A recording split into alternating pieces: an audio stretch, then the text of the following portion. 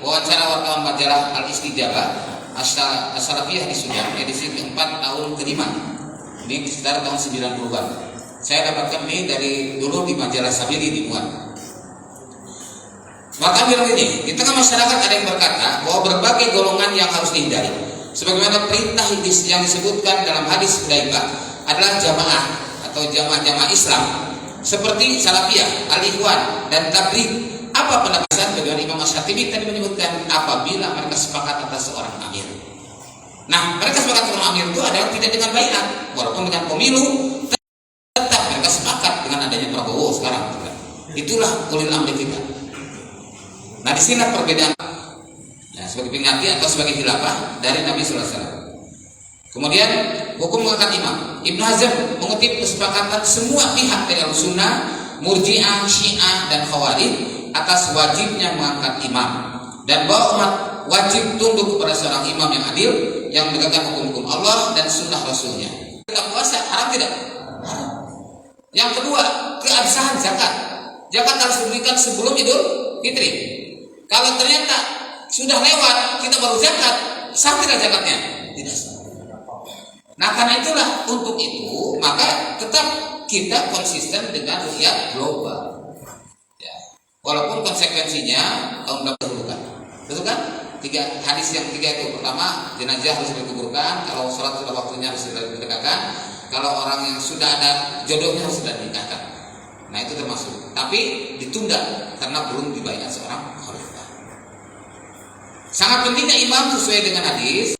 Mamata oleh sapi yang bayatun mata mitran jahiliyah.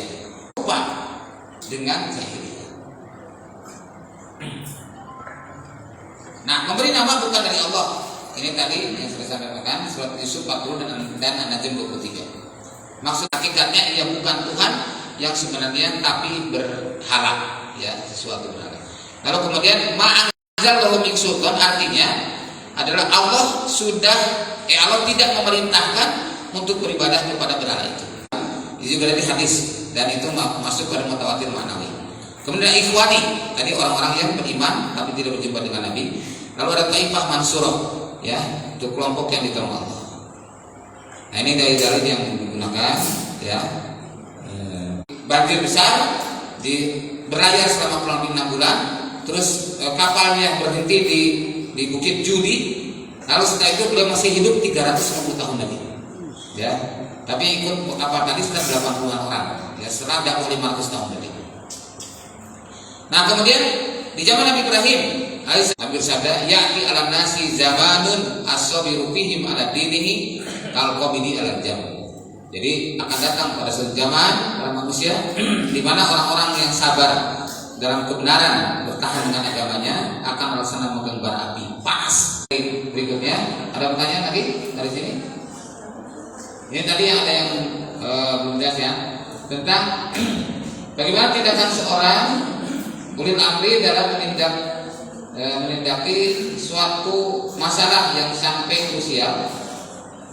Kemudian di mana masalah tersebut sangat mengganggu dan meresahkan kemaslahatan umat.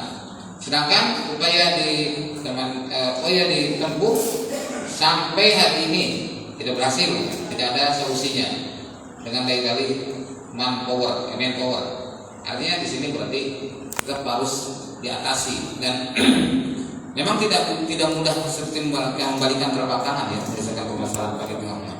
Saya pernah dapat amanat imam menyelesaikan permasalahan itu di Timur itu dari jam 8 malam sampai jam 1 malam selesai. Masjid Tasik pernah menyampaikan sekretariat umat itu dari pagi sampai asar baru selesai. Artinya dikumpulkan semua yang bermasalah, dikumpulkan dalam satu tempat, lalu kita dengarkan di dua belah pihak. Jangan mendengarkan satu pihak. Contoh kasus, ada seorang istri datang ke rumah Naim. Ustaz, itu suami saya begini-begini nih, ceritakan. Nah, tiba-tiba Naim mengeluarkan kalimat, dasar suami Naim, jangan dulu mengatakan apa. Sudah, terima aja informasi itu. Kita belum mendengarkan dari pihak itu. Nah, ini salah satu kebijakan seorang ulama. Kita dengarkan. Udah, teteh pulang aja dulu, nanti sekarang sana. Akhirnya kami datang sama Naim. Nah, ternyata 3 kubu di rumah itu, antara istri, suami, sama anak. Dua kubu masing-masing bertahan dengan pendapatnya. Nah, ternyata betul suaminya sudah mengeluarkan barang-barangnya mau kabur dari rumah. Nah, akhirnya kita datang, kumpulkan. Saya tanya satu persatu. Ternyata masalahnya hanya miskomunikasi. Jadi gagal komunikasi aja. Si istri ini ada keinginan tidak pernah disampaikan pada suami dengan baik. Suami pun punya keinginan tidak pernah disampaikan dengan baik pada istrinya. Akhirnya terjadi gagal paham. Setelah diselesaikan, mungkin hampir 2 jam saya menyelesaikan. Akhirnya mereka Islam sadar mereka semuanya. Coba sekarang di hadapan saya dan Naif turun semuanya dari kursi masing-masing. Karena saya sekat tadinya, ya turun, minta maaf sama-sama. Akhirnya pada nangis di situ. Selesai. Jadi memang harus begitu. Artinya tidak bisa awal remote kontrol apalagi ya. Misalkan umatnya di sini, Amir di mana gitu. Itu nggak bisa. Saya ingat pesan Imam Hamidi, Ustaz Wahyudi menyelesaikan urusan umat tidak bisa remote control. Maksudnya kan? Nggak bisa. Harus turun tangan dan cari salah di mana. Dan jangan memutuskan satu perkara hanya mendengar satu pihak. Dengarkan dari dua belah pihak. Kalau dari dua satu pihak, kalau tidak kubu, dengarkan itu. Nah, waktu di Indonesia saya sampai 3 kubu, ya. Ada yang pro, ada yang kontra, ada yang absen. Masya Allah. Tiga-tiganya berkelompok. Nah, ini sering kesempatan. Nah, ketika saat merasa yang bersangkutan akan disalahkan itu, dia mau menyampaikan bantahan, tapi belum saatnya bicara. Saya dengan tegas, diam. Berikan kesempatan, diam itu, jangan bicara dulu. Walaupun saya usianya jauh lebih muda dari mereka, tapi ini masalah hukum. Gak boleh sederhana. Udah. Nah setelah selesai, akhirnya pas waktunya giliran dia, silakan ibu bicara ya. Terus, maaf Ustaz, tadi saya emosional. Ya udah silakan. Itu Pak Imam. Jadi memang perlu ada seperti itu. Jadi inilah fungsi surah An-Nisa ayat 59 dan 83. Ya, demikian. Ada pertanyaan lagi sebelum masuk ke materi baru? Ya, break dulu. Silakan, ada pertanyaan nggak? Boleh Pak, boleh pakai kertas, boleh langsung boleh. Ya, mana? Silakan mana?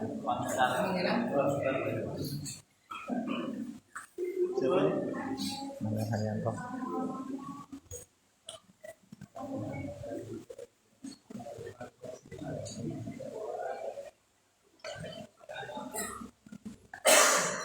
Salam. Pak Iwan, mana yang ditanya tadi?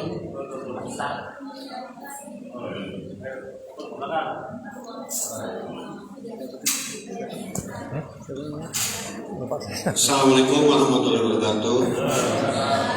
Saya dari Labuan Bengkai mau menanyakan ada dari tentang masalah jamaah muslimin tadi ya,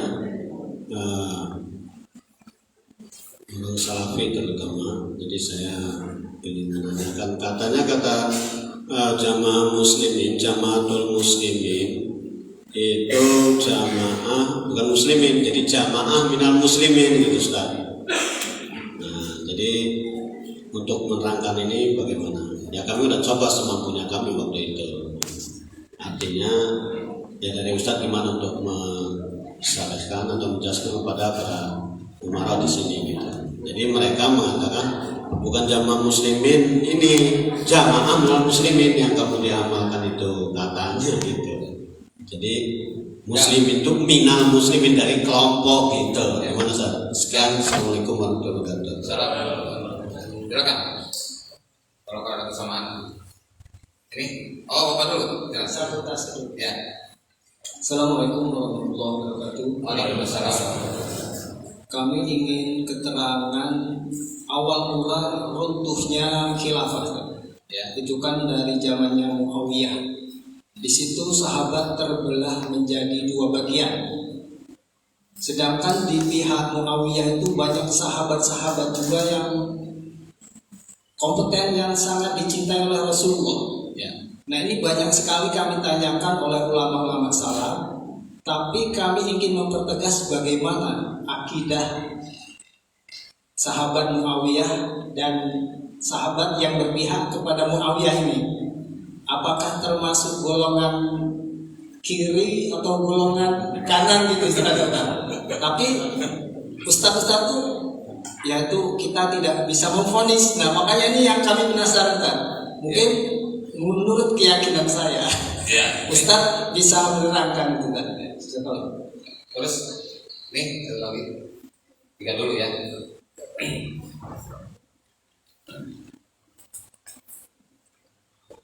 Assalamualaikum warahmatullahi wabarakatuh. Waalaikumsalam warahmatullahi wabarakatuh. Langsung saja, pertanyaan pertama di Sri Pendowo, desa Sri Pendowo, Pak Kalianda. Di tempat kami itu jamaahnya heterogen. Kami dari jamaah muslimin, kemudian ada MTA, ada Salafi. Nah, suatu ketika mereka yang Salafi itu mau bersama di tempat kami karena kurang sunnah.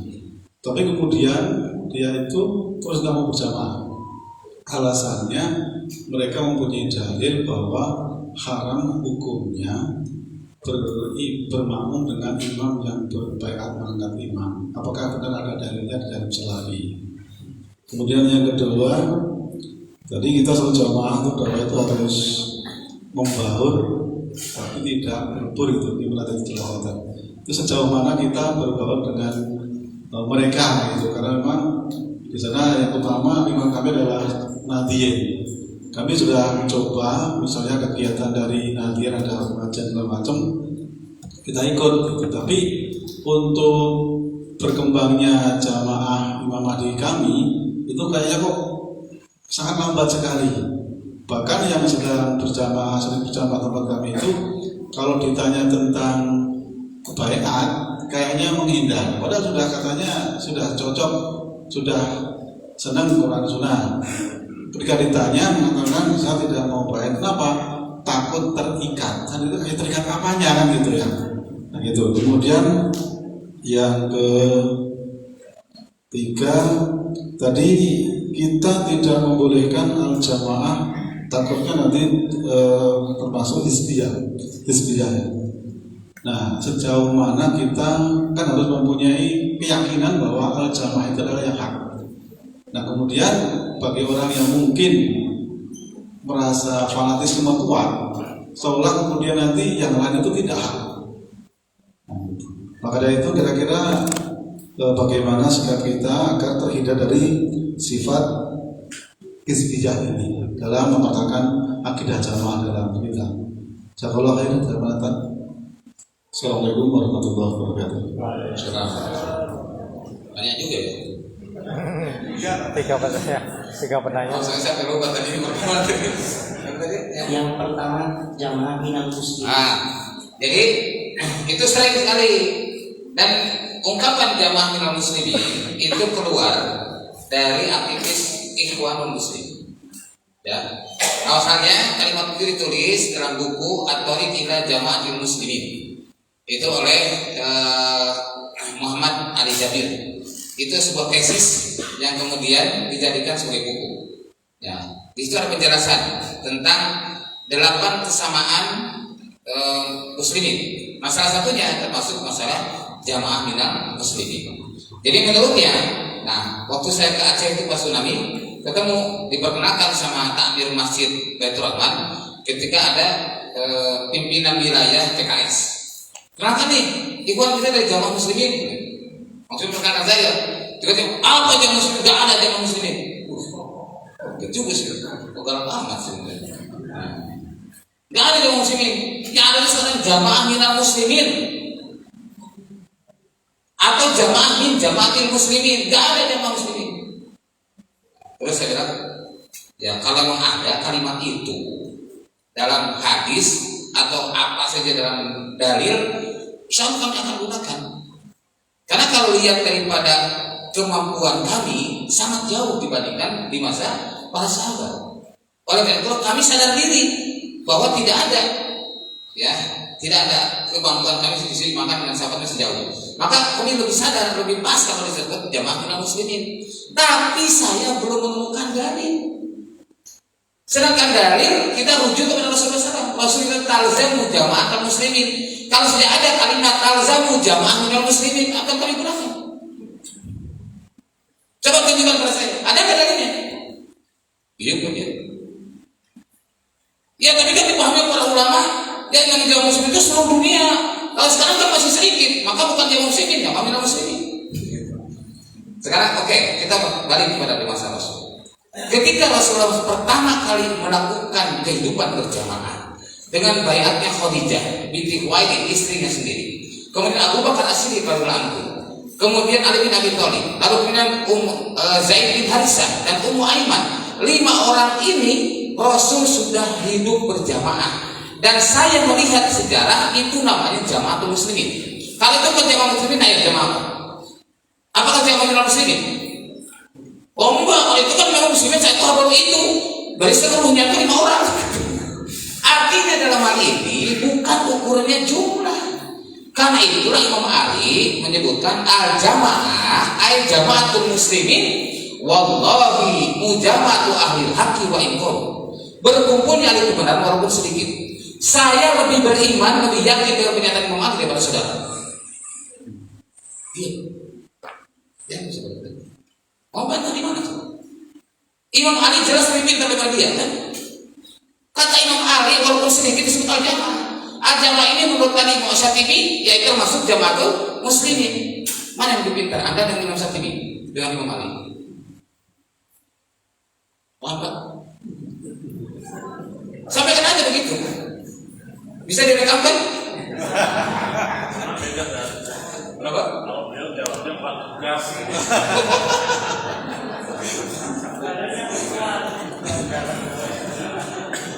Kemudian yang kedua, tadi tentang Muawiyah. Ketika Muawiyah berperang dengan Ali, pihak Ali dan Muawiyah itu semua sahabat. Ya, luar biasa, sahabat-sahabat terkemuka. Dan para sahabat pun sempat bingung. Ada 8 orang sahabat yang tidak mau berpihak pada keduanya, termasuk itu Umar. Itu yang kemudian oleh para ahli ilmu kalam disebut sebagai orang-orang yang awalnya ada gerakan Mu'tazilah dari situ. Karena tidak sepakat, dia tidak mau ikut Ali, tidak mau ikut Muawiyah. Saya lebih memilih menghindari, gitu ya. Nah, kalau sikap itu disebut dengan i'tizal, karena tadi i'tizal tilqafal kufran. Nah, tapi setelah tahu bahwa Ali itu berada di pihak yang benar, mereka pun akan mendukung Ali. Di akhirnya, sekalipun itu keterlambatan, artinya menunda bayatnya kepada Ali. Nah, salah satu di antara kebenaran dari pihak Ali itu adalah sinyal-sinyal yang disampaikan oleh Rasulullah SAW. Pertama, Rasulullah mengatakan nanti akan ada seorang wanita yang memimpin perang. Dan ternyata betul ada Aisyah di perang Jamal. Dan Rasul tidak tahu dengan itu. Ya, Rasul sudah menggambarkan, tapi perbuatan itu tidak benar. Kemudian yang kedua, bahwa Ammar bin Yasir akan dibunuh oleh pembangkang. Ternyata Ammar bin Yasir syahid. Berada di mana? Berada di pihak Ali. Berarti kalau itu Muawiyah adalah pembangkang. Dan data ini dijadikan patokan bahwa yang benar adalah pihak Ali. Tapi bagaimana menghukumi orang-orang yang mati di keduanya? Sedangkan dari pihak Ali banyak yang syahid, di pihak Muawiyah pun banyak yang syahid. Mereka berperang dengan kalimat takhir dua-duanya, ya kan? Nah, maka para ulama sebagian besar, jumhur ulama adalah tawakuf. Tawakuf itu mendiamkan peristiwa itu, tidak mengambil vonis. Hanya disebutkan Muawiyah itu sebagai bukot, sebagai pembangkang. Tapi tidak juga mengeluarkan kata-kata sampai menyebut khawarij itu tidak. Yang disebut khawarij tetap orang-orang yang menghalalkan darahnya Ali. Itu termasuk Abdurrahman bin Muljam. Itu termasuk khawarij. Tapi kepada Muawiyah tidak disebutkan sebagai khawarij. Tetap karena itu kesalahpahaman. Muawiyah menuntut supaya Ali memberikan orang pembunuh Utsman, sementara Ali pun tidak bisa membuktikan karena itu masa yang datang. Tuh, dari situlah maka terjadi ketidaknyamanan kedua belah pihak sehingga timbul peperangan. Saya pahami Pak. Jadi kita pun ikut seperti itu aja. Karena jumhur ulama juga menyatakan tawakuf dengan peristiwa itu, serahkan semuanya kepada Allah. Biarlah Allah yang akan memberikan penilaian pada masing-masing. Tapi yang pasti, kalau tanya siapa yang benar, Ali yang benar. Karena tadi ditunjukkan oleh hadis-hadis Nabi memberikan sinyal bahwa Ali berada di pihak yang benar. Termasuk pada saat Hudaybiyah, ketika disuruh menghapus kalimat Muhammad Rasulullah, Ali kan tidak mau, nggak mau, ya, nggak tega hatinya. Masa Rasul mau dihapus gitu ya? Tapi kata Rasulullah, ya Ali, suatu saat kau akan mengalami hal yang sama. Apa rupanya perang Siffin ketika Abu Musa al-Asy'ari melepaskan kehilafan Ali dan kemudian Amr bin As menetapkan kehilafan Muawiyah. Itu yang terjadi yang dialami oleh Ali bin Abi Thalib sebagaimana yang diprediksi oleh Rasulullah SAW. Demikian. Yang kemudian ini tentang orang tidak mau baiat. Ya. Pertama, kenapa? Orang salah, tadinya kan sholat Ya. kemudian dia itu terus nggak mau sholat, makanya kita mau berimam. haram hukumnya Ya. bermakna dengan Nah, kenapa pendapatnya seperti itu? Karena memang hadis kan ini, Ida bui'a fi khalifataini faqtul akhra minhuma. Bila dibayar dua khalifah, maka hapuskan atau batallah yang berikutnya. Maka kalau mereka tidak mau sholatkan kita, anggapannya sudah ada presiden. Kenapa harus ada jamaah dalam jamaah? Gitu. Jadi kita dianggap sebagai bugot, sebagai pemimpin tandingan karena membuat jamaah dalam jamaah. Dan itu yang menjadikan akhirnya dia tidak mau karena posisi kita dianggap seperti Muawiyah bin Abi Sufyan. Bisa dipahami Pak? Jadi kita harus maklum apa yang mereka pahami, ya. Tapi tidak harus memaksakan. Tapi kita perlu memberikan hujah. Seperti tadi, ulil amri itu dimaksud oleh kita adalah orang-orang yang berpegang pada Quran dan Sunnah dan mengenalikan permasalahan pada Quran dan Sunnah. Lalu orang di sekeliling mereka adalah dari orang beriman, bukan orang yang secara heterogen. Kalau saja dulu Rasul mencontohkan, termasuk Umar bin Khattab tidak menegur Abu Musa al-Asy'ari, bisa jadi dalil buat kita. Karena kita harus ngerti Rasul dan sahabat kan. Tapi buktinya Umar pun menegur kepada Abu Musa al-Asy'ari. Cara kau kenapa kau angkat dia orang Nasrani menjadi sekretarismu? Ini menunjukkan tidak boleh dia menjadikan bitonah selain kaum mukminin. Nah dasar itulah kami yakin bahwa Prabowo bukan ulil amri secara dalil. Kalau secara bahasa setuju karena dia memegang urusan. Jangankan Prabowo, Germo juga ada ulil amri. Paham ya?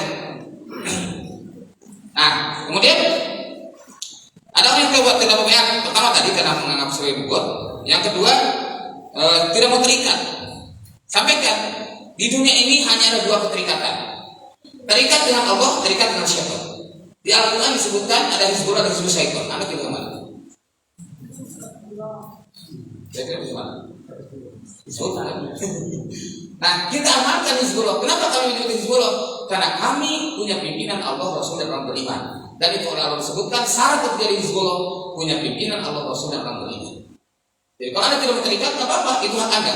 Tapi ingat, di Al-Quran hanya dua keterikatan. Kalau tidak terikat dengan Allah, atau terikat dengan syaitan. Berani bilang itu.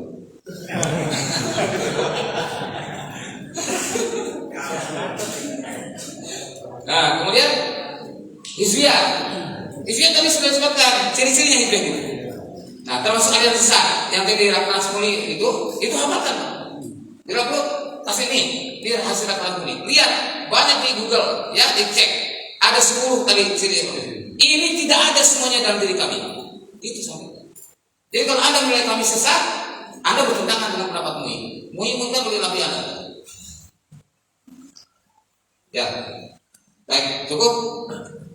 Kita lanjut ya. Lanjut dari berikutnya terkait dengan jamaah.